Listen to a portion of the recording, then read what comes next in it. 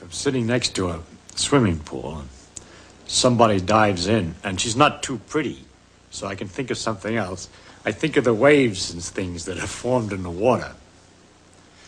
And when there's lots of people have dived in the pool, there's a very great choppiness of all these waves all over the water. And to think that it's possible, maybe, that in those waves is a clue as to what's happening in the pool.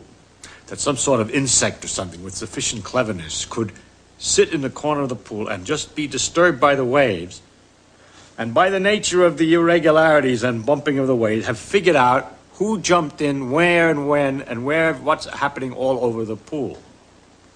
And that's what we're doing when we're looking at something. The light that comes out is waves, just like in the swimming pool, except in 3 dimensions instead of the 2 dimensions of the pool, as they're going in all directions. And we have an 1/8 of an inch black hole into which these things go, which is particularly sensitive to the parts of the waves that are coming in a particular direction. It's not particularly sensitive when they're coming in at the wrong angle, which we say is from the corner of our eye. And if we want to get more information in the corner of our eye, we swivel this ball about so that the hole moves from place to place. Then it's quite wonderful that we can figure out so easy. That's really because the light waves are easier than the waves in the water are a little bit more complicated. It would have been harder for the bug than for us, but it's the same idea, to figure out what the thing is that we're looking at a distance. And it's kind of incredible, because when I'm looking at you, someone standing to my left can see somebody who's standing at my right. That is, the light could be going right across this way, the waves are going this way, the waves are going this way, the waves are going this way. It's just a complete network. Now, it's easy to think of them as arrows passing each other, but that's not the way it is, because all it is something shaking. It's called the electric field, but we don't have to bother with what it is. It's just like the water height is going up and down.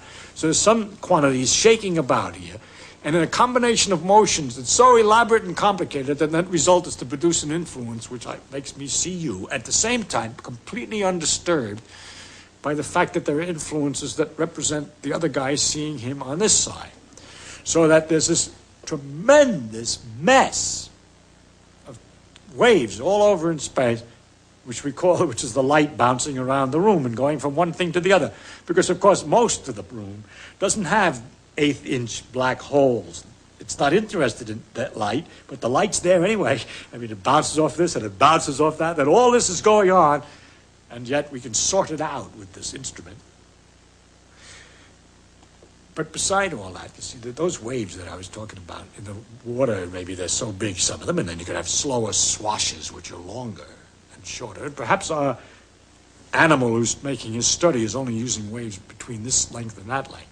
So it turns out that the eye is only using waves between this length and that length, except those 2 lengths are 100 thousandths of an inch.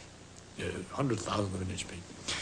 And what about the slower swashes, the waves that go more slowly, that have a longer distance from crest to trough? Those represent heat. We feel those, but our eye doesn't see them focused very well. We don't, in fact, at all. The shorter waves are blue, the light, and the longer waves are red. But when it gets longer than that, we call it infrared. All this is in there at the same time. That's the heat. Pit vipers they got down here in the desert, they have a little thing that they can see the longer waves and pick out mice which are radiating their heat, their longer waves, by their body heat, by looking at them with this eye, which is the pit of the pit viper. But we aren't able to do that. And then these waves get longer and longer, and all through the same space, all these things are going on at the same time, so that in this space there's not only my vision of you, but information from Moscow radio that's being broadcast at the present moment, and the seeing of somebody from Peru. All the radio waves are just the same kind of waves, only longer waves.